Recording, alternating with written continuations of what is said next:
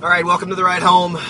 This is version 2, day 2. I got dishes banging around in the back, so if you hear, cowbells, it's just, dishes, coffee cups.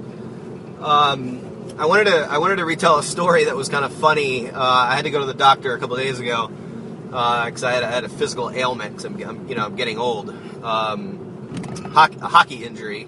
And so I was talking to the doctor, and we kind of chit-chatted for quite a while, and then, he finally got around to looking at my arm. Nothing big, not a big deal. But anyway, he was really a cool doctor, and pretty much, as we're walking out of the office, he says to me, "Well, is there anything else you're worried about?" And I said, "Well, is there anything I should be worried about?"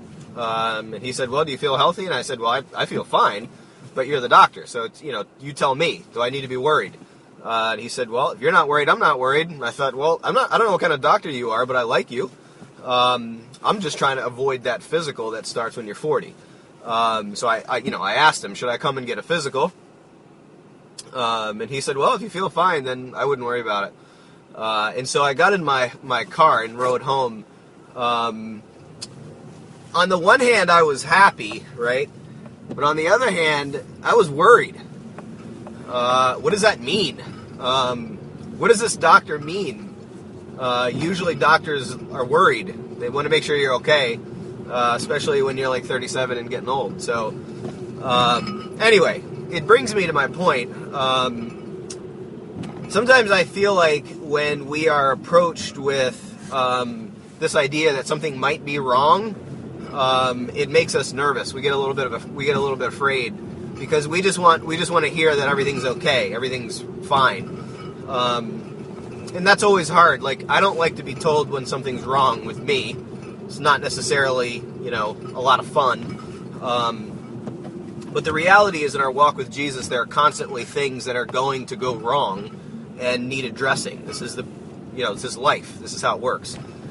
So anyway, one of the things that I think our church is working on addressing is this idea of missionaries. This missionary identity. It's almost like when I go to the Word is like that doctor that's saying, hey, there's something wrong here that needs to be addressed. Do you really want to address it? Or do you want to just act like everything's okay? Because the Word isn't necessarily going to reach out, grab you by the neck, and smack you, unless you're really lucky. And so we kind of have that option just to use the Bible for what we want to get out of it, so we feel good about it, and then just kind of keep going on with our lives. But anyway, I feel like the Word is telling us, hey, where is the missionary identity at Missio Dei Church? What does this look like that you are missionaries? So outside of the people that walk into the doors of Missio Dei's gathering on Sunday morning, who are seeking Jesus, how are we as offshoots, as individuals, sharing the gospel, declaring it, demonstrating it to our neighbors? Practical question. Two practical questions. When is the last time you actually shared the gospel with someone? And number 2, who are you praying for regularly that would come to know Jesus? And let's add a third. How are you and your people, offshoots, organizing or reorganizing your lives to actually reach that person? How are you functioning as a missionary? So this is tangible. This is you can feel that. So anyway, that's my thought for the day on the way home. Are we missionaries in concept only, or are we actually missionaries? I don't know. Something to think about.